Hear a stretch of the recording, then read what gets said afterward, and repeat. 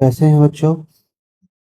मैं कुमार रूपेश आप सभी के लिए लेकर आ गया हूँ क्लास 8th के साइंस का पहला चैप्टर, जहाँ पे हम लोग पढ़ने वाले हैं crop production and management.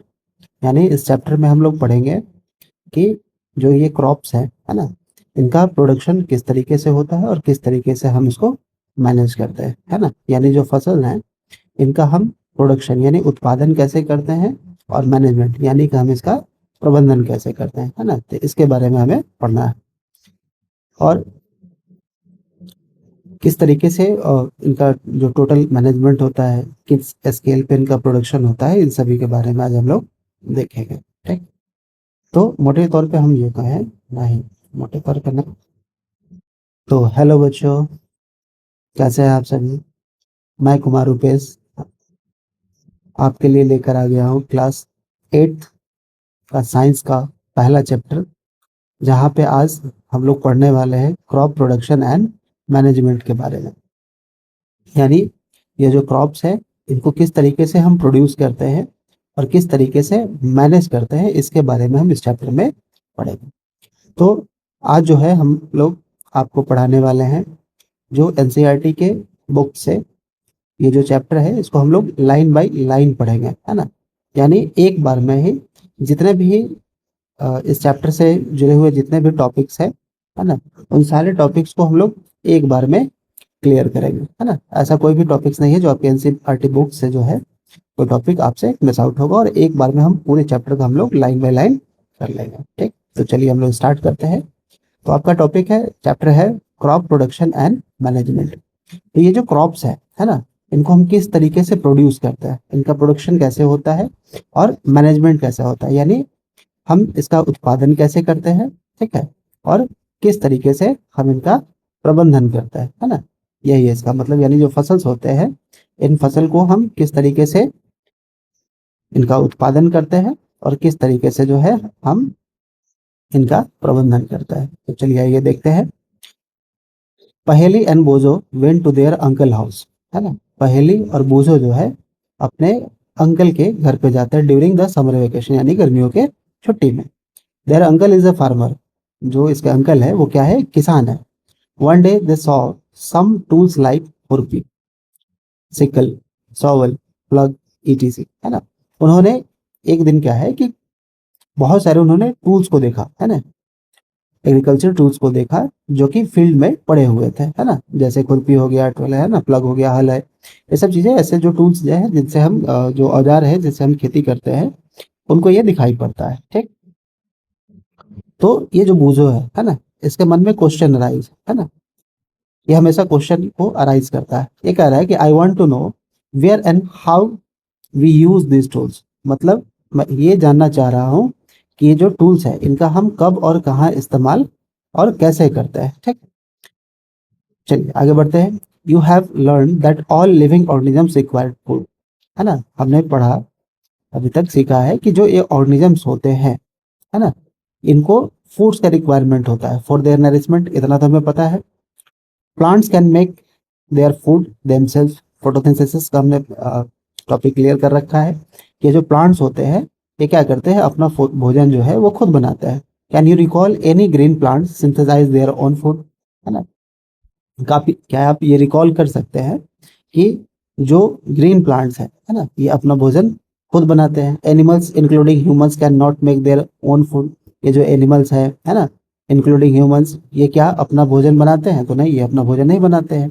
So where do animals get their food from, तो ये जो एनिमल्स है अपना भोजन कहाँ से प्राप्त करते हैं। But first of all why do we have to eat food, सबसे पहले हम ये जानते हैं कि हम भोजन करते क्यों, है ना, इसका जरूरत क्यों पड़ता है। You already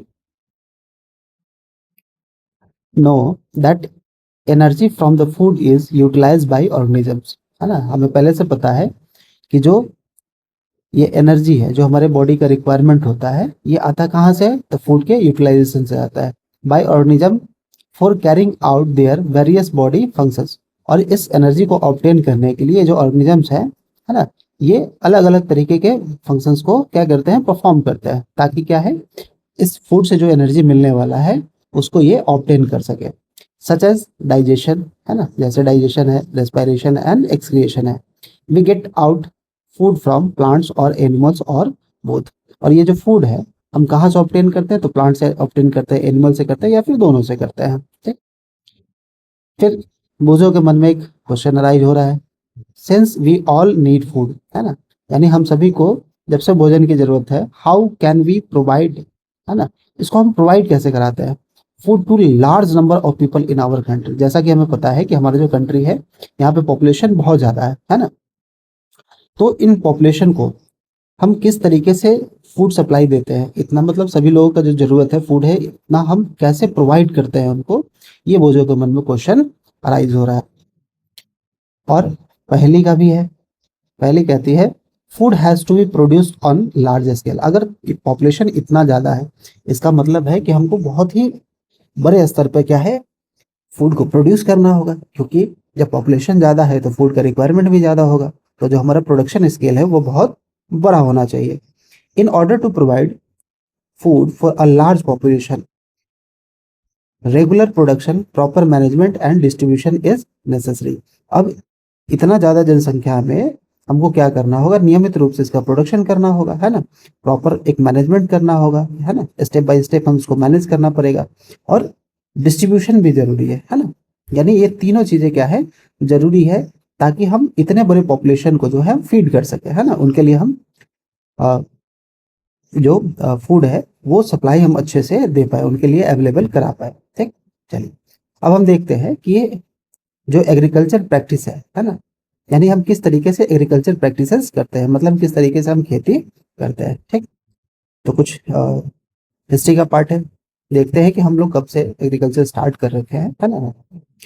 till 10,000 BCE, before sorry 10,000 BCE people were nomadic, है ना, नोमैडिक का मतलब होता है घुमंतु, वैसे लोग जो घूमते हैं, है ना, अपने सर्वाइवल के लिए एक जगह से दूसरे जगह जाते हैं। They were wondering in groups from place to place in search of food and shelter.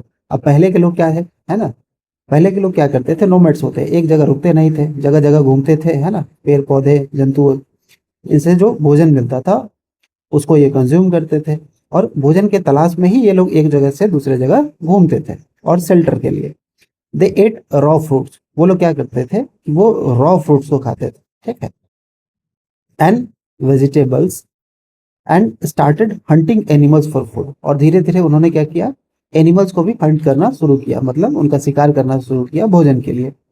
Letter they could cultivate lands and produce rice, wheat and other food crops, है ना। धीरे धीरे क्या हुआ बाद में कि इन्होंने कल्टीवेट करना स्टार्ट कर दिया, है ना, किस पे, लैंड पे, और उन्होंने प्रोड्यूस किया rice, wheat and other food crops.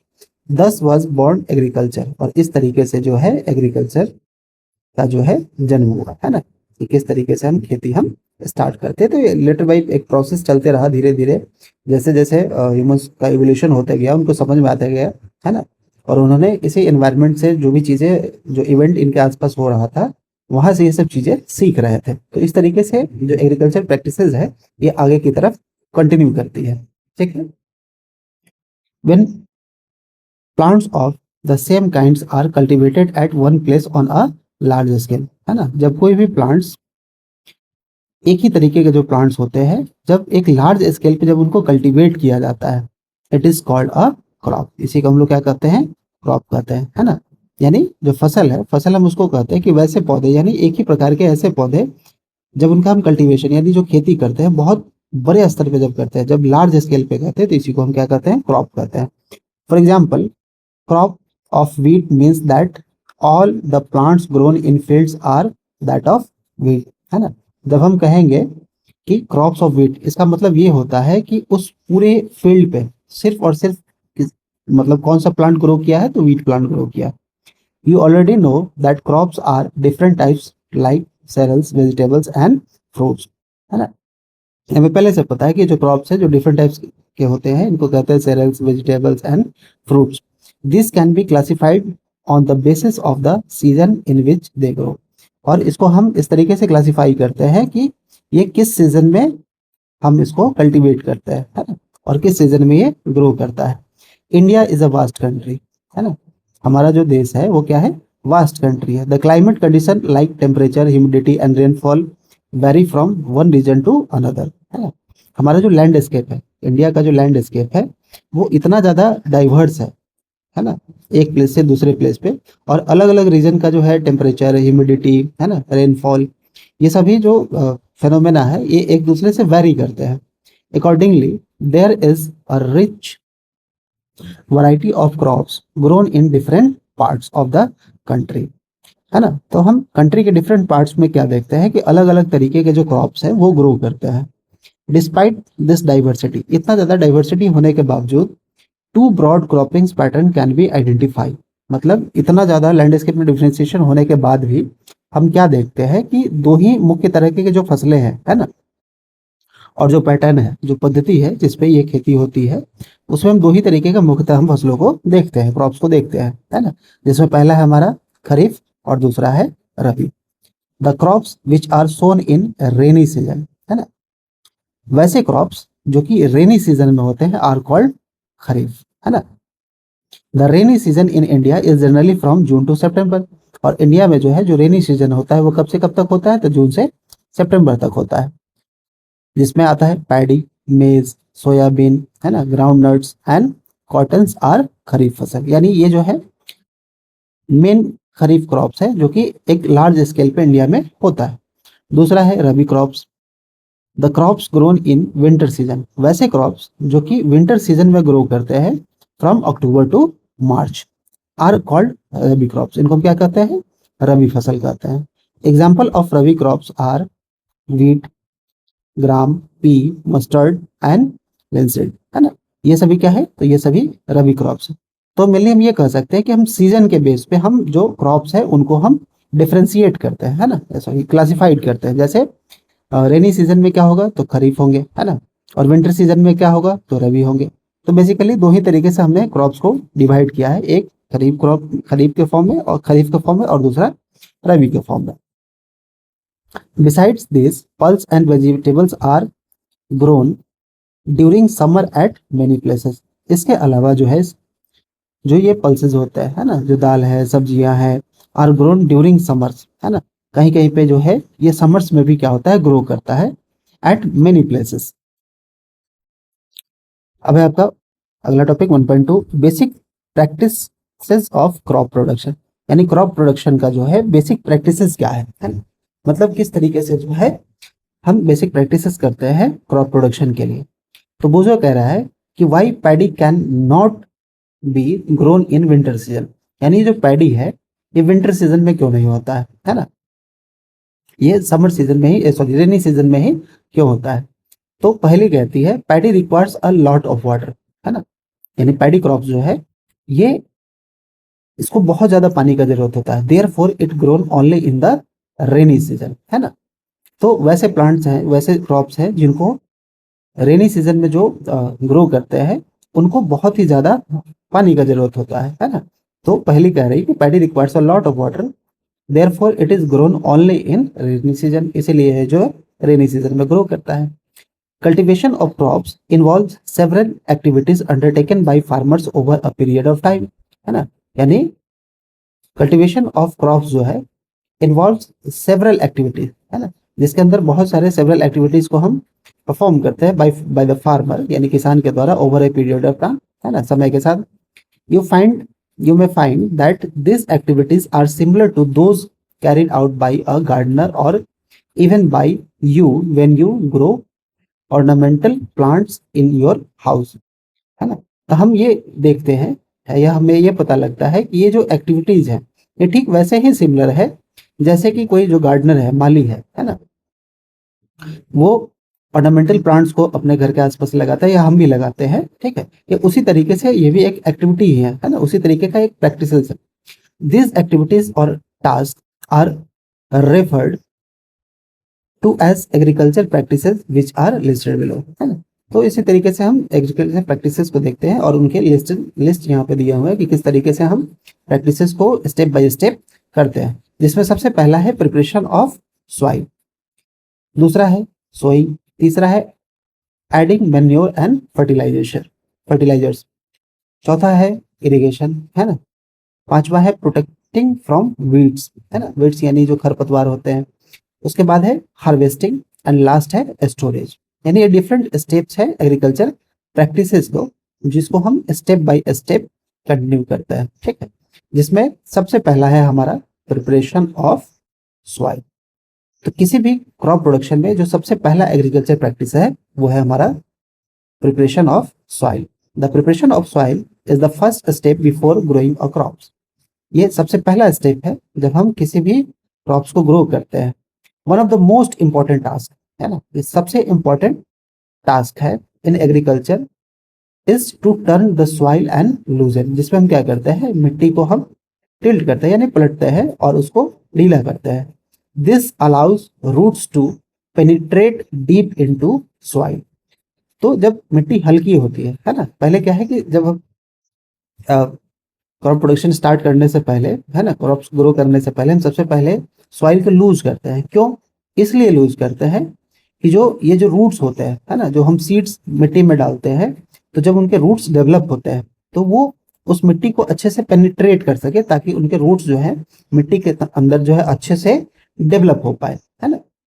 The loose soil allows the root to breathe easily when they go deep into the soil, है ना। अब मान लो कि इस तरीके से हम कोई एक सॉइल का हम सरफेस ले लेते हैं। अब हम इसके अंदर कोई सीड्स को डालें, ठीक है, इस तरीके से हम कोई सीड्स को डालें और ये जो मिट्टी है ना, ये दबी हुई है। अब होगा क्या, अब यहाँ से कोई भी एयर का स्पेस नहीं बचेगा, कोई गैप्स नहीं बचेगा जिसके थ्रू जो है एयर आ सके इसके अंदर। और जो इसके रूट्स है, नीचे भी मिट्टी दबी है, तो अच्छे से वो डेवलप भी नहीं हो पाएंगे। क्यों? क्योंकि रूट्स क्या करते हैं, जो इनके एक्सटर्नल एनवायरनमेंट में जो रॉ मटेरियल्स होते हैं उनको एब्जॉर्ब करने का काम करता है।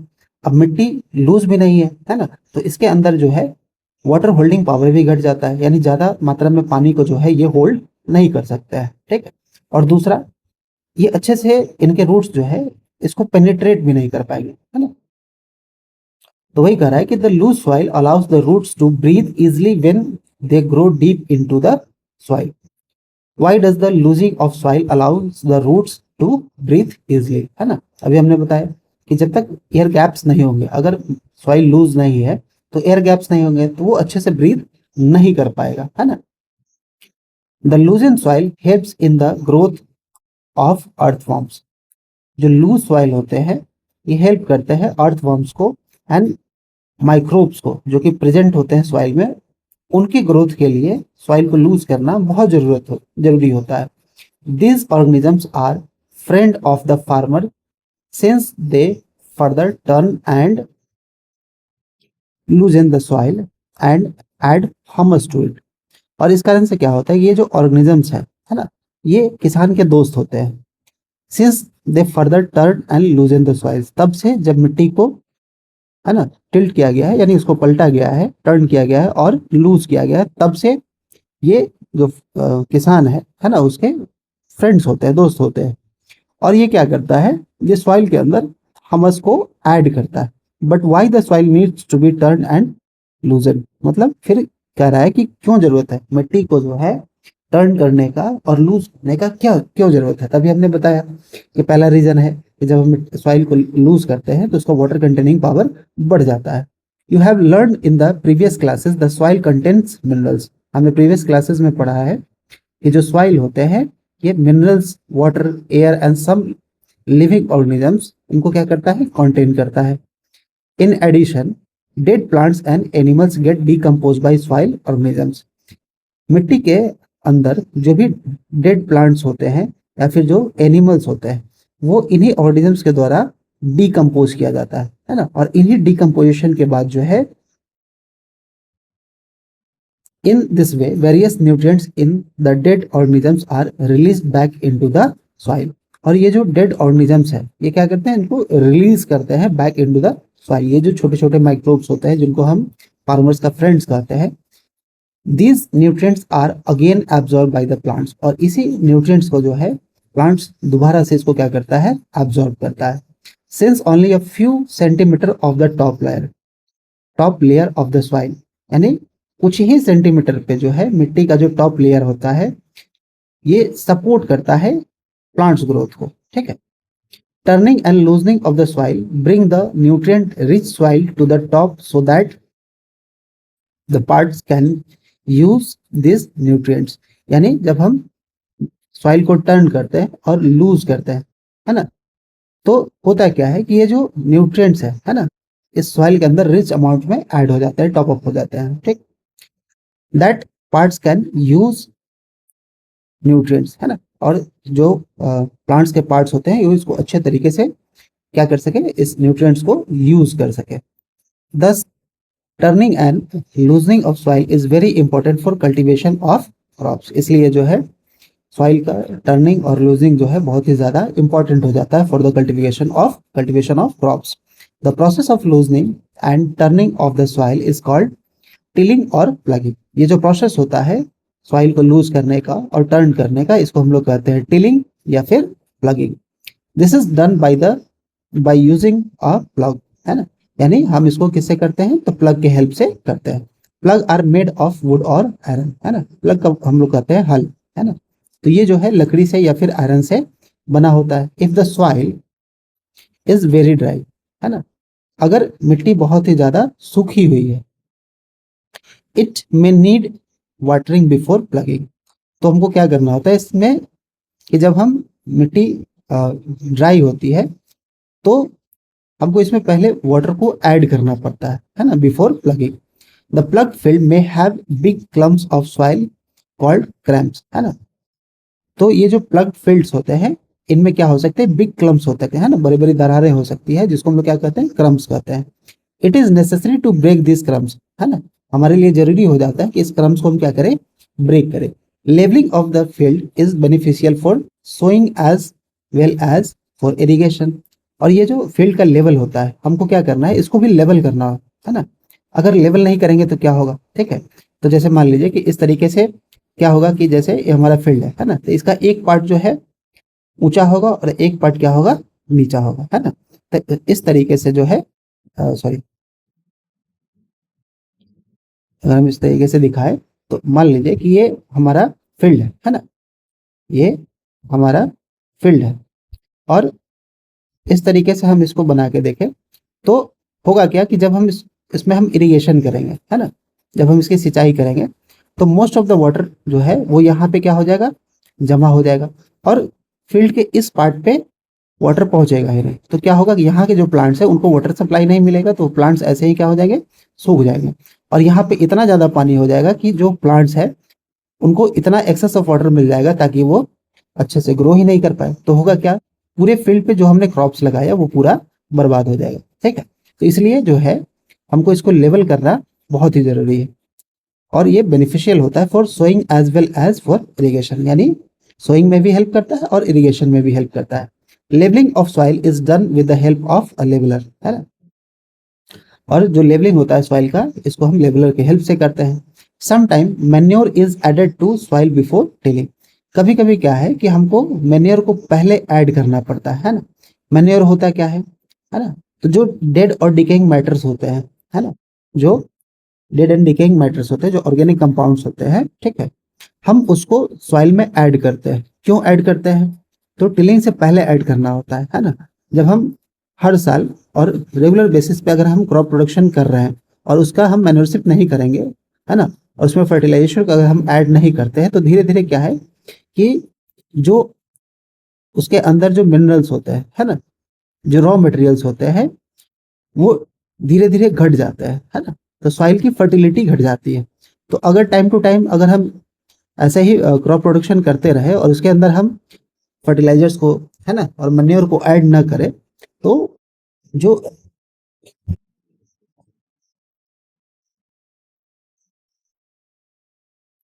जो ये होता है कि जो उनकी फर्टिलिटी है वो घट सकती है, तो प्लांट्स अच्छे से ग्रो नहीं करेगा, ठीक है। This helps in proper mixing of manure with soil. और जब हम मैन्योर को इसमें ऐड करते हैं और तब जब हम उसमें वाटर सप्लाई देते हैं तो उससे क्या होता है कि जो सॉइल के अंदर जो ये मैन्योर होता है वो अच्छे से मिक्स हो पाता है। The soil is moistened before sowing, है ना। तो सॉइल जो है जो मिट्टी है सोइंग से पहले क्या होना चाहिए, तो इसके अंदर नमी होना चाहिए, मॉइस्चर होना चाहिए, ठीक है, ये जरूरी है। ठीक है, अगला है एग्रीकल्चर इम्प्लीमेंट्स, है ना। वो कौन कौन से चीजें हैं जिसको हम एग्रीकल्चर में इम्प्लीमेंट करते हैं। Before sowing the seed it is necessary to break soil clumps to get better yields. मतलब हमको जो है क्या करना है कि ये जो क्लम्स होते हैं, है ना, सॉइल क्लम्स, इनको क्या करना है, पहले ब्रेक करना है, ताकि जो है हमारा जो खेत है बहुत अच्छे से तैयार हो सके। This is done with the help of various tools, जिसको हम अलग अलग टूल्स के हेल्प से हम करते हैं। The main tool use for this purpose are the plough and cultivator, है ना।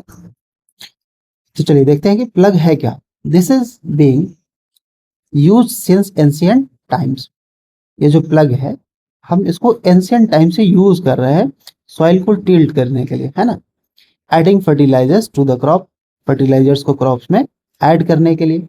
रिमूविंग द वीड्स, ये जो वीड्स होते हैं, खरपतवार होते हैं, इसको रिमूव करने के लिए भी हम प्लग्स का यूज करते हैं। एंड टर्निंग द सॉइल, और सॉइल को टर्न करने में भी इसका हेल्प लगता है, ठीक है। तो आपने डिफरेंट टाइप्स ऑफ प्लग्स को देखा होगा, ठीक है, इस तरीके से वो बने होते हैं, ठीक। इस तरीके से उनका एक स्ट्रक्चर होता है। और जब एंशियंट टाइम में जब हम एनिमल्स का हेल्प लेते थे, तो एक वुडन पार्ट से जो है एक आयरन का एक पार्ट ऐसे कनेक्टेड होता था, नुकीला सा भाग, जो कि मिट्टी के अंदर जाता है और इस तरीके से सॉइल को इधर की तरफ और इधर की तरफ टिल्ट कर देता है, ठीक। तो इसके हेल्प से हम वीड्स को भी हटाते हैं, है ना, फर्टिलाइजर्स को भी हम ऐड करते हैं क्रॉप में, ठीक। This is made of would and drawn by a pair of bulls, है ना, जो कि बुल्स के पेयर से हम इसको क्या करते थे, जोड़ते थे। और other animals, horses and camels, है ना, अलग अलग जगहों पे अलग अलग एनिमल्स का यूज किया जाता है प्लगिंग के लिए। It contains a strong triangular iron strip, अभी हमने बताया, है ना, कि ट्रायंगुलर शेप में आयरन स्ट्रिप होता है, जिसको हम लोग क्या कहते हैं, प्लग शेयर कहते हैं। The main part of the plug is a long log of would which is called plug shaft, है ना। तो ये जो हमने भाग अभी बताया, ठीक है, कि इस तरीके से है, वो बना हुआ है, ठीक है, और उसके ऊपर लॉन्ग शाफ्ट लगा होता है ना, लकड़ी का, है ना, एक लॉन्ग शाफ्ट लगा हुआ है, जो कि पीछे की तरफ कनेक्टेड होता है। इसका एक भाग जो है बैल के आगे वाले भाग से जुड़ा होता है, ठीक है, और यहाँ से फार्मर्स इसको अपने हाथों से पकड़ते हैं और इसके अंदर इसको इसके हेल्प से जो है सॉइल को टिल्ट करता है। तो ये जो भाग है इसको हम कहते हैं plough shaft. There is a handle at one end of the shaft, इसके एक भाग पे जो है क्या लगा होता है, हैंडल लगा होता है, जिसको फार्मर होल्ड करते हैं। The other end is attached to the beam which is placed on the bull's neck, और इसका दूसरा जो भाग होता है, ये वाला जो भाग है, ये बुल्स के जो नेक्स है ना, उस पे क्या होता है, अटैच होता है, प्लेस्ड होता है वहां पे। One pair of bulls and man can easily operate the plug, यानी एक जोड़ी बैल, ठीक है, और एक आदमी, है ना, ये इजिली ऑपरेट कर सकता है इस wooden and iron triangular shape का जो प्लग होता है, इसको आसानी से वो ऑपरेट कर सकता है। The indigenous wooden plug is increasingly being replaced by iron plugs nowadays. तो जो इंडिजीनियस वुडन प्लग था, जो पहले का जो हमारा था, है ना, जिसको बहुत लंबे समय से हम लोग यूज करते आ रहे थे, ये जो है रिप्लेस किया गया किसके द्वारा, तो आयरन प्लग्स के द्वारा, है ना, जो हम आज ट्रैक्टर के पीछे लगा हुआ देखते हैं, ठीक। अगला है होए। It is a simple tool which is used for removing weeds, है ना। तो एक सिंपल सा टूल होता है जिसके हेल्प से हम क्या करते हैं, वीड्स को रिमूव करते हैं, ठीक है। इस तरीके से आपने देखा होगा कि एक ऐसा पार्ट बना होता है, ठीक है, इसके अंदर कई सारे ऐसे लगे होते हैं, ठीक है, आयरन का बना होता है, मेटल का, है ना, और इससे हम क्या करते हैं, वीड्स को हम रिमूव करते हैं, तो इसको कहते हैं होए। It is a long rod would, और इसके अंदर एक इस तरीके से एक लकड़ी का भाग लगा होता है, ठीक है, जिसके और यहाँ पे एक छोटा सा हैंडल लगा होता है, और इसको पकड़ के हम लोग क्या करते हैं, पुल करते हैं, ठीक। It is a long rod would of iron, a strong broad and bent plate iron is fixed to one of its end and works like a blade. It is pulled by animals, जिसको हम animal से भी खींचते थे, ठीक है। तो यहाँ पे जो है इसका स्ट्रक्चर दिया हुआ है, किस तरीके से ये बीम है ना, हैंडल है, ग्रिप है, और इसको हम आगे की तरफ हम क्या करते हैं, खींचते हैं, ठीक है। तो ये होए है, ठीक। और ये जब हम इस प्लग को देखते हैं तो यहाँ पे देखिए इस तरीके से दिया गया है ना, ये बीम पार्ट है और ये स्ट्रक्चर है पूरे प्लग का। तो इसमें क्या है कि देखिए ये जो है ये आयरन का बना हुआ है, ठीक है, और ये पीछे वुड होता है, ठीक। तो इस ये जो है पीछे ऐसे घूम के जो कनेक्ट करता है, जिसको हैंडल के फॉर्म में किसान जो है इसको पकड़ते हैं, और ये आगे का जो भाग होता है इसको कहते हैं प्लग शाफ्ट। इसका ये जो पॉइंट है, ये यहाँ के ये जो कनेक्ट हुआ है ना, ये बुल्स के नेक पे अलाइन होता है और इसको बुल्स पुल करती है, और किसान जो है और या जो आदमी है जो इस प्लग को ऑपरेट करेगा वो इस हैंडल को पकड़ता है ताकि उसके डायरेक्शन को डिफाइन कर सके, ठीक है। तो यही प्लग है हमारा। चलिए अगला है cultivator. Now days plugging is done by the tractor driven cultivator. आज के समय जो हम प्लगिंग देखते हैं वो होता है ट्रैक्टर के द्वारा चलाने वाला जो कल्टीवेटर होता है वो होता है। The use of cultivator save labours and time, है ना। तो इसमें क्या है, बहुत सारे प्लग्स देखते हैं, छोटे छोटे प्लग्स ऐड होते हैं मेटल के बने हुए, और ये ट्रैक्टर से ड्रिवन होता है, यानी ट्रैक्टर के द्वारा इसको चलाया जाता है, जो कि क्या करता है कि बहुत सारा लेबर को भी बचाता है ना, और टाइम को भी बताता है ना, टाइम को भी, टाइम कंजम्पशन से भी हमें बचाता है। कि जब हम बैल से करते थे तो बहुत लंबा समय लगता था, एक खेत को जोतने में जो है बहुत लंबा समय लग जाता था, जिसको ट्रैक्टर ड्रिवन कल्टीवेटर जो है बहुत ही आसान बना देते हैं, ठीक है। अब है सोइंग। अगला स्टेप हमारा क्या है, सोइंग, ठीक है। प्रिपरेशन ऑफ सॉइल हमने देख लिया। अब हमारा अगला स्टेप है sowing. Sowing is an important part of crop production. Sowing में क्या है कि इंपॉर्टेंट पार्ट है क्रॉप प्रोडक्शन का। Before sowing good quality and clean and healthy seeds of a good variety are selected. अब देखिए हमने सॉइल को तो प्रिपेयर कर लिया। अब सॉइल अच्छा है, उसकी फर्टिलिटी भी बहुत अच्छी है और उसके अंदर रिच अमाउंट में फर्टिलाइजर्स मैन्योर सब हमने ऐड किया। लेकिन उससे भी ज़्यादा ज़रूरी है कि जब जो हम सीड को सिलेक्ट करते हैं, है ना, तो वो सीड बहुत ही क्लीन होना चाहिए, अच्छे क्वालिटी का होना चाहिए, ठीक है, और हेल्दी होना चाहिए। मिट्टी कितनी भी अच्छी होगी, अगर हम सीड्स को अच्छे सीड्स का सिलेक्शन नहीं करेंगे तो हमारा क्रॉप प्रोडक्शन अच्छा नहीं होगा, ठीक है। Farmers prefer use seeds which give high yield, यानी किसान जो है वो प्रिफर करते हैं ऐसे सीड्स को जो कि अच्छे पैदावार दे सके, है ना, जो कि क्या करे, अच्छे पैदावार दे सके। अगर हम प्रोडक्शन कर रहे हैं और सीड सिलेक्शन हमारा गलत हो जाएगा तो फिर जो जो अमाउंट ऑफ ग्रेन्स, पल्सेस या फिर मस्टर्ड ऑयल या सीड्स जो है वो बहुत कम मात्रा में हमको मिलेगा, है ना, यानी पैदावार घट जाएगा। तो उससे क्या होगा कि जितना हमने इन्वेस्ट किया है उसके अकॉर्डिंग प्रोडक्शन हमारा कम निकल के आएगा। तो हमको ये भी देखना है कि सोइंग के प्रोसेस में हमारा जो शॉर्ट सीड्स का जो सिलेक्शन है वो बहुत ही बेहतर होना चाहिए, अच्छे क्वालिटी का होना चाहिए, क्लीन होना चाहिए, हेल्दी होना चाहिए, ठीक है। अब है सिलेक्शन ऑफ सॉइल। पहली कहती है one day I saw my mother put some gram seeds in a vessels. उसने एक दिन देखा कि उसकी जो माँ है वो क्या करती है, ग्राम सीड्स को एक वेसल्स के अंदर रखती है एंड पोर सम वाटर, और उसमें कुछ पानी को पोर करती है on them. After a few minutes some seeds started to float on top. कुछ ऐसे सीड्स जो थे वो वाटर के अपर सरफेस पे क्या करने लगते हैं, फ्लोट कर लेते हैं। I wonder why some seeds float on water, है ना, वो ये जान के अचंभित होती है कि ये जो सीड्स है ये पानी को वो फ्लोट क्यों कर रहे हैं, है ना। तो ये हमारा सिलेक्शन ऑफ सीड। अब होता क्या है कि वैसे सीड्स जिसके अंदर कुछ नहीं होता है, खाली होता है, ठीक है, वो सीड्स क्या करेंगे, वाटर के टॉप पे फ्लोट करने लगेंगे, और जो गुड क्वालिटी ऑफ सीड्स होंगे, है ना, वो नीचे आके बैठ जाएंगे, ठीक। तो इसे हमने क्या किया कि वैसे सीड जिसके अंदर कुछ नहीं था, हमने जस्ट वाटर को पोर करके हमने क्या किया कि इसको सेपरेट कर लिया। तो इससे जो अच्छे क्वालिटी के सीड्स है वो हमको मिल गए। तो एक नेचुरल प्रोसेस है ना। Are there seeds which float on water, है ना। तो हमने देखा कि ये जो सीड्स होते हैं वाटर के ऊपर फ्लोट करने लगते हैं। वुड दोज बी लाइटर और हेवियर, है ना, उनमें से जो है वो क्या है, लाइटर है और हेवियर है देन दोज विच सिंक, है ना, उनसे जो क्या हुआ, जो डूब गया, है ना, सिंक कर गया, ठीक। Why would they B lighter, है ना, ये लाइटर क्यों है। Damage cyst become hollow. ये जो डैमेज सीस्ट होते हैं ये हॉलो होते हैं, यानी अंदर से खोखले होते हैं, खाली होते हैं। एंड आर दस लाइटर, इसके कारण ये जो है लाइटर होते हैं, हल्के होते हैं। Therefore they float on water, इसीलिए क्या है, ये वाटर के ऊपर फ्लोट करते हैं। This is a good method for separating good healthy seeds from the damaged ones, है ना। ये बहुत ही अच्छा मेथड है जिससे हम क्या करते हैं, हेल्दी सीड्स को सेपरेट करते हैं उनसे जो कि डैमेज होते हैं। Before sowing, one of the most important task is know about the tools used for sowing seeds. Seeds को सोइंग करने से पहले हमको ये देखना है किस टूल से हम अच्छे तरीके से सीड्स को सो कर सकते हैं, है ना। तो इसमें और कई सारे मेथड्स है, ट्रेडिशनल मेथड्स है जिनको हम बहुत पुराने समय से करते आ रहे हैं, है ना। कुछ नई मशीनरीज आ गई है, कुछ नए टेक्नोलॉजी आ गई है जिसके हेल्प से हम जो हमारा सोइंग है इसको बहुत ही बेटर बना सकते हैं, ठीक है। चलिए, इसमें पहला है हमारा traditional tool. The tool use traditionally for sowing seeds is shape like a funnel, है ना।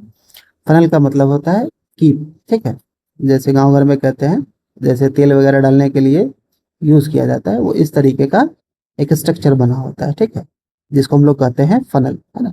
यानी ऊपर का जो भाग है ये वाइड होता है और नीचे का जो भाग होता है ये नैरो होता है, ठीक है। इसी को हम लोग कहते हैं फनल। तो इसके अंदर हम सीड्स को डालते हैं, ठीक है, और इस पैसेज से होते हुए वो सॉइल के अंदर चला जाता है, ठीक। तो ये हमारा फनल है।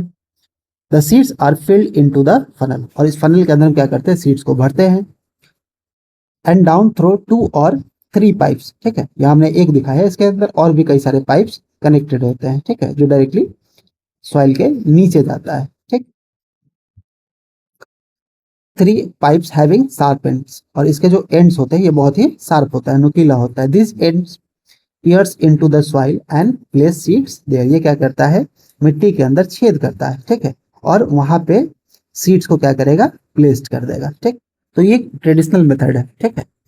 और भी कई सारे मेथड है, जैसे मान के चलिए कि कहीं कहीं पे क्या है, हाथों से भी छिड़काव होता है फसलों का, है ना। आपने देखा होगा किसान क्या करते हैं, हाथों से फसलों का सीड्स का छिड़काव करते हैं। तो इसमें होता क्या है, ये ट्रेडिशनल टूल्स हेल्प क्या करते हैं, ठीक है।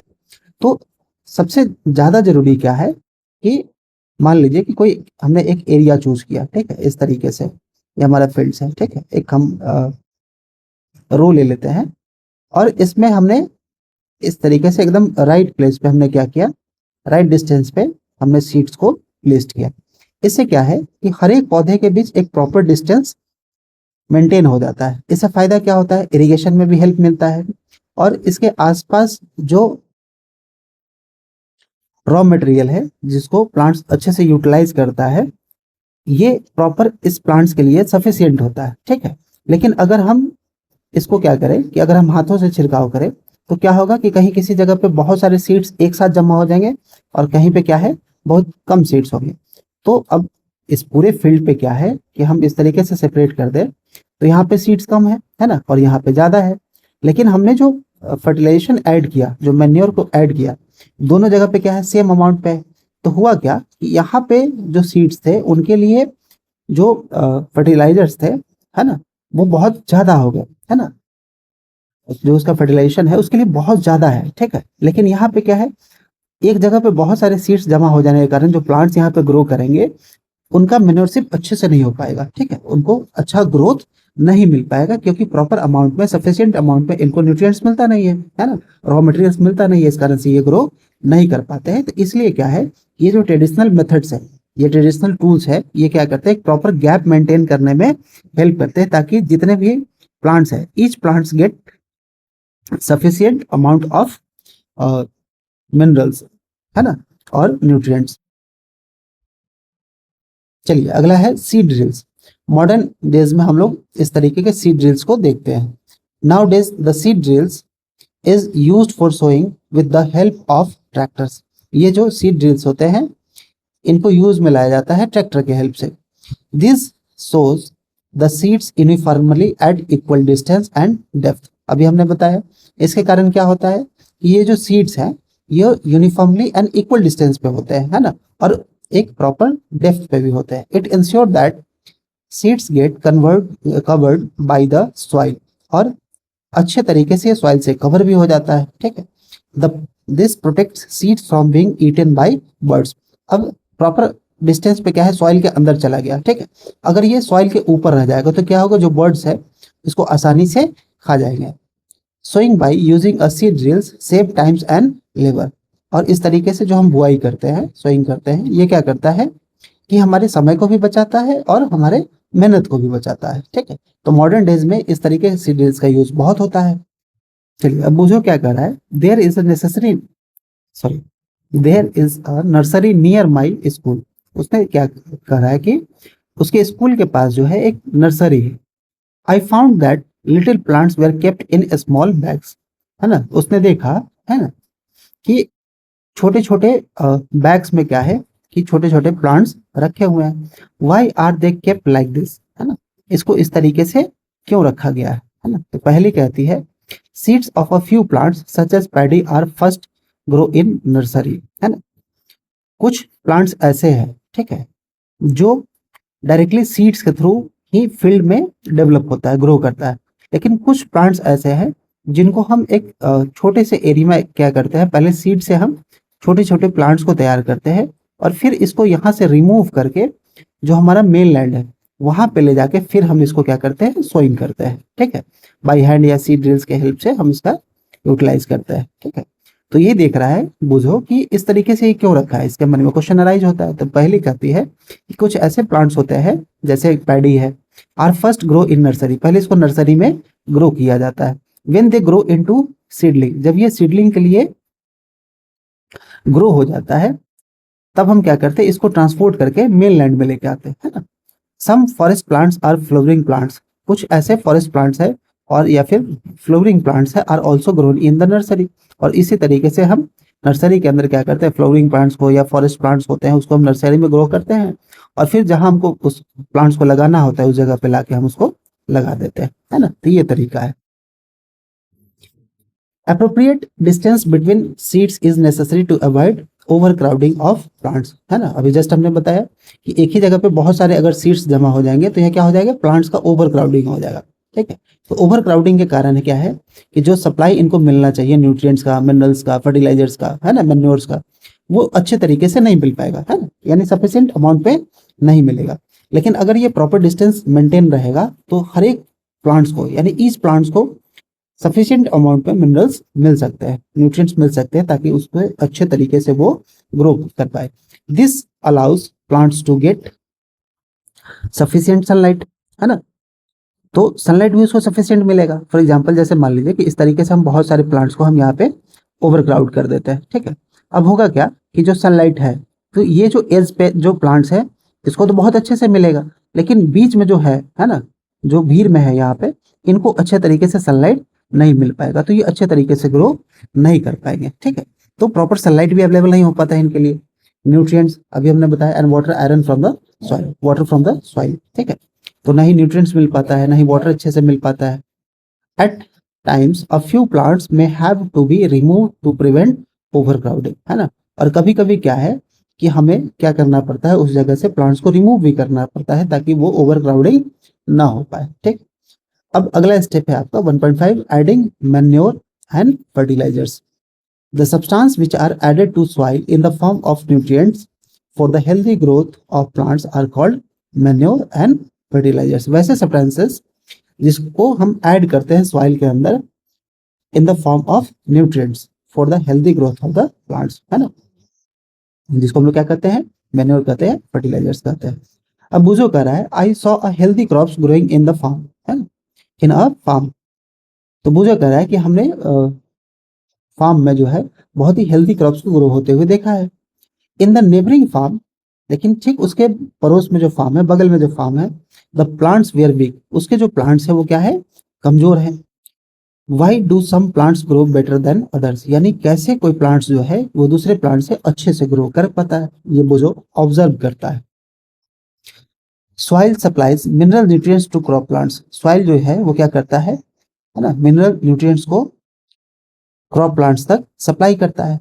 These nutrients are essential for the growth of the plants, है ना, हमें पता है, हमने पढ़ा है पहले कि ये जो न्यूट्रिएंट्स है प्लांट्स की ग्रोथ के लिए बहुत ही ज्यादा जरूरी होता है। In certain area farmers grow crops after crop in some field, कुछ कुछ जगहों पे ऐसा होता है कि जो फार्मर्स होते हैं कंटिन्यूअस फॉर्म में लगातार एक के बाद एक फसल को लगाते रहते हैं। The field is never left uncultivated और फैलो, यानी ये जो जमीन होता है, जो फील्ड होता है, वो कभी भी अनकल्टिवेटेड, है ना, खाली रहता ही नहीं है। Imagine what happens to the nutrients, है ना। तो इमेजिन करिए कि क्या होगा, है ना, ये जो न्यूट्रिएंट्स है इनके साथ क्या होगा। Continuous cultivation of crops makes the soil poor in nutrients. लगातार खेती करने से क्या होता है, जो सॉइल है ना, वो अपने न्यूट्रिएंट्स को खो देता है ना, यानी धीरे धीरे वो घटते जाता है, क्योंकि प्लांट्स तो इसका यूज करेंगे और ये सफिशिएंट अमाउंट में है, और हम मेन्योर को ऐड करेंगे ही नहीं तो उसके अंदर न्यूट्रिएंट्स की कमी देखी जाएगी। Therefore farmers have to add manure, इसके लिए क्या है, फार्मर्स मेन्योर को ऐड करते हैं to the fields to replenish the soil with nutrients, यानी दोबारा से हम क्या करते हैं, उसको रिप्लेनिश करते हैं, मतलब ऐड करते हैं न्यूट्रिएंट्स को। This process is called manuring, इसी प्रोसेस को हम लोग क्या कहते हैं, मेन्योरिंग कहते हैं। इम्प्रॉपर और insufficient manuring results in weak plants, है ना। और अच्छे तरीके से अगर हम उसको मेन्योर ना करें, अच्छे तरीके से हम फर्टिलाइजर्स ना दें, तो जिसके कारण क्या हो सकता है, रिजल्ट में हमको जो प्लांट्स है वो वीक हो सकते हैं। Manure is an organic substance, manure क्या है, तो मेन्योर एक ऑर्गेनिक सब्सटेंस है ना, ऑब्टेन फ्रॉम डीकम्पोजिशन, जो कि प्राप्त होता है हमको कैसे, decomposition of plants and animal waste, है ना। यानी प्लांट्स के जो वेस्ट होते हैं, एनिमल के जो वेस्ट होते हैं, उनके उनको डीकम्पोज करने के बाद जो हमको मिलता है उसको हम लोग क्या कहते हैं, मैन्योर कहते हैं। और ये क्या है, ऑर्गेनिक सब्सटेंस है, जस्ट बिकॉज ऑफ ये हमको किससे मिलता है, तो प्लांट से मिलता है और एनिमल वेस्ट से मिलता है, इसीलिए हम इसको ऑर्गेनिक सब्सटेंस कह रहे हैं। Farmers dumps plants and animal waste in pits at open places, है ना। क्या करते हैं कि जो फार्मर्स होते हैं वो क्या करते हैं, एक छोटा सा गड्ढा ऐसे खोद देते हैं और उसके अंदर जो प्लांट्स के या फिर एनिमल वेस्ट होते हैं इसके अंदर वो जमा करते रहते हैं, ठीक है। और एक जगह पे जमा करने के बाद जब अच्छे अमाउंट में जब ये जमा हो जाता है ना, तो इसके अंदर पानी भी आते रहता है, ठीक है, हवा भी लगते रहता है, तो इसके अंदर जो माइक्रोब्स है ये धीरे धीरे धीरे क्या करते हैं, इसको डिकम्पोज करते हैं, ठीक है। डिकम्पोज करने के बाद क्या है, एक ऑर्गेनिक मैटर बन जाता है जो कि एक मेन्योर का काम करता है। Farmers dump plants and animal waste into pits open and allow it to decompose, ताकि ये अच्छे तरीके से इसको डिकम्पोज कर सके। The decomposition is caused by some micro organisms, है ना, अभी बताया हमने कि ये जो माइक्रो ऑर्गेनिजम्स होते हैं इसको डिकम्पोज करने में हेल्प करते हैं। The decomposed matter is used as organic manure, ये जो डिकम्पोज मैटर है इसी को हम ऑर्गेनिक मैन्योर के रूप में यूज करते हैं। You have already learn about very sorry vermi composing in class 6, हम है ना, वर्मी कंपोस्ट के बारे में हमने पढ़ा था, तो वर्मी कंपोजिंग जो है हम उसके बारे में हम लोग सीख चुके। तो एक छोटा सा एक्टिविटी पार्ट दिया हुआ है जिसको आप करके देख सकते हैं, ठीक है, मैन्योरिंग के बारे में है। Did plants in all the glasses grow at the same places, है ना, एक्टिविटी के बारे में। Which glass showed better growth of plants, in which glass was the growth fastest, है ना। तो ये एक्टिविटी करके आप देखिएगा कि किस तरीके से जो है कौन कौन से प्लांट्स जो है सीड्स को जब हम इसमें अंदर डालते हैं ग्लास के अंदर, तो कौन सा प्लांट अच्छे से ग्रो करता है, कौन सा फास्टेस्ट ग्रोथ करता है, किसका ग्रोथ कम रह जाता है, इसको हम ऑब्जर्व करेंगे, ठीक है। चलिए देखते हैं। Fertilisers are chemicals which are rich in a particular nutrients, fertilisers जो है ये एक केमिकल सब्सटेंस है ना, जो कि क्या है, होता है रिच इन पर्टिकुलर न्यूट्रिएंट्स, यानी इसमें के अंदर पर्टिकुलर न्यूट्रिएंट्स ही होते हैं, ठीक है। How are they different from manure, ये मैन्योर से डिफरेंट क्यों है। Fertilisers are produce in factories, fertilisers को जो हम लोग फैक्ट्रीज में प्रोड्यूस करते हैं। Some examples of fertilisers are urea, है ना, अमोनियम सल्फेट, सुपर फॉस्फेट, है ना, potash, NPK, nitrogen, phosphorus, potassium, यानी ये जो फर्टिलाइजर्स है इसमें स्पेसिफिक स्पेसिफिक न्यूट्रिएंट्स ही होते हैं, है ना, एक के अंदर सारी चीजें नहीं आती है, इसलिए ये मैन्योर से डिफरेंट होता है। The use of fertilisers have help farmer to get better yields of crop such as wheats, ठीक है। तो फर्टिलाइजर्स का जो यूज है ये हेल्प करता है farmers to get better yields of crops, यानी जो फसल की पैदावार जो है उसको अच्छे करने में ये हेल्प करता है। सच एज व्हीट, पैडी, है ना, मेज, इन सभी को जो है के एल्ड में क्या करता है, हमको हेल्प करता है। But excessive use of fertilisers, excessive use of fertilisers has made the soil less fertile, अगर हम अधिक मात्रा में भी अगर फर्टिलाइजर्स को यूज करने लगे तो ये सॉइल की फर्टिलिटी को भी डैमेज करता है ना। अब ये होगा कैसे, हम तो देख रहे हैं कि फर्टिलाइजर्स को ऐड करने से उसकी फर्टिलिटी बढ़ती है, लेकिन हम ये देख रहे हैं कि एक्सेसिव यूज से क्या है कि जो फर्टिलाइजर्स ये सॉइल को ही लेस फर्टाइल बना देते हैं। Fertilisers have also becomes a source of water pollution, fertilisers क्या करता है, ये वाटर को भी पॉल्यूट करता है। Therefore in order to maintain the fertility of the soil, जो कि जरूरत होता है सॉइल की फर्टिलिटी को मेंटेन करने के लिए, we have to substitute fertilizers with organic manure or leaf of the field uncultivated follow in between two crops, है ना। तो एक्सेसिव अमाउंट में अगर हम लगातार फर्टिलाइजर देते रहेंगे तो क्या है कि सॉइल की फर्टिलिटी को लूज कर देगा, है ना। वी हैव सब्स्टिट्यूट फर्टिलाइजर्स, हमको क्या है कि एक सब्स्टिट्यूट भी देखना पड़ेगा फर्टिलाइजर्स के फॉर्म में, कि हम रेगुलर बेसिस पे हम इन केमिकल सब्सटेंसेस का यूज न करके कोई दूसरा तरीका और भी हो सकता है जिसे हम सॉइल की फर्टिलिटी को कम भी ना होने दें और वाटर को पॉल्यूट होने से भी बचाया जा सके, है ना। तो उसका तरीका ये है कि या तो हम ऑर्गेनिक मैन्योर डालें, है ना, जो डिकम्पोज सब्सटेंस था उसको, मैटर को, या फिर हम उस फील्ड को क्या करें, कुछ समय के लिए छोड़ दें, मतलब अनकल्टिवेटेड यानी किसी भी फसल को हम उसमें न लगाए, है ना, फैलो कहते हैं इसको।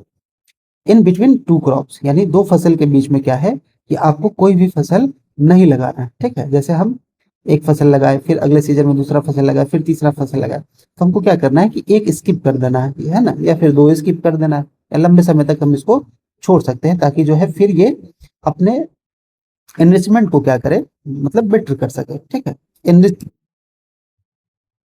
The use of manure improves soil textures as well as its water retaining capacity, है ना। तो मैन्योर क्या करता है, इम्प्रूव करता है क्या, सॉइल के टेक्सचर को, क्यों, क्योंकि ऑर्गेनिक सब्सटेंस है, as well as its water remaining capacity, है ना, और वाटर के रिमेनिंग कर रहा हूँ, रिटेनिंग कैपेसिटी, है ना, यानी वाटर को फिर वो रिटेन करता है, उसकी कैपेसिटी को बढ़ाता है ना। It replenishes the soil with nutrients, और ये सॉइल को क्या करता है, फिर से रिप्लेनिश करता है न्यूट्रिएंट से। Another method of replenishing the soil with nutrients is through crop rotation.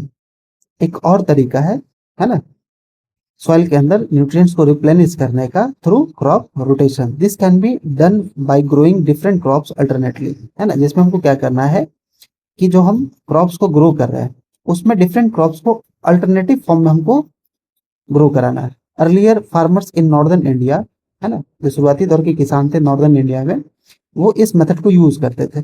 Grow leguminous plant, है ना, leguminous as fodder in one season, है ना, यानी उन्होंने क्या किया कि सिर्फ लेग्यूमिनस को ही लगाया, and wheat in next season, और अगले सीजन में उन्होंने वीट क्रॉप्स को लगाया, ठीक है, यानी एक सीजन में लेग्यूमिनस को और अगले सीजन में उन्होंने वीट क्रॉप्स को लगाया।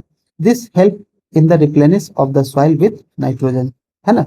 तो जो लेग्यूमिनियस प्लांट होते हैं ये क्या करते हैं, सॉइल के अंदर नाइट्रोजन को फिक्स करते हैं। Farmers are being encourage to adopt this practices, है ना। तो हमको क्या करना है कि किसान को इनकरेज करना है, यानी उनको प्रोत्साहित करना है ताकि वो इस प्रैक्टिसेस को क्या करें, अडॉप्ट करें, है ना। इन the previous classes you have learn about rhizobium, है ना, पिछले क्लासेस में हमने राइजोबियम के बारे में पढ़ा है, ठीक है। न्यूट्रिशन इन प्लांट्स में हमने पढ़ा है कि राइजोबियम क्या करता है। तो राइजोबियम क्या है, एक बैक्टीरिया है जो कि प्रेजेंट होता है in the nodals of roots, है ना, रूट्स के जो नोडल्स होते हैं उसके अंदर ये प्रेजेंट होता है, किसके, लेग्यूमिनियस प्लांट के।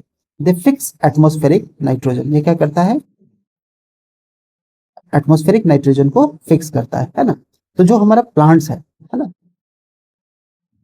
तो जो हमारा प्लांट्स है वो नाइट्रोजन को डायरेक्ट एब्जॉर्ब नहीं कर सकता है ना, यानी नाइट्रोजन को उसके डायरेक्ट फॉर्म में उसको यूज नहीं कर सकता है। तो ये जो राइजोबियम है ये क्या करता है, एटमॉस्फेयर से नाइट्रोजन को एब्जॉर्ब करता है, जो कि लेग्यूमिनस प्लांट के रूट्स के नोडल्स में होता है। ये क्या करेगा, नाइट्रोजन को कन्वर्ट कर देगा किसमें, नाइट्रेट में, है ना। अब इस नाइट्रेट को जो है प्लांट्स इसको क्या करती है, यूज करती है, ठीक है।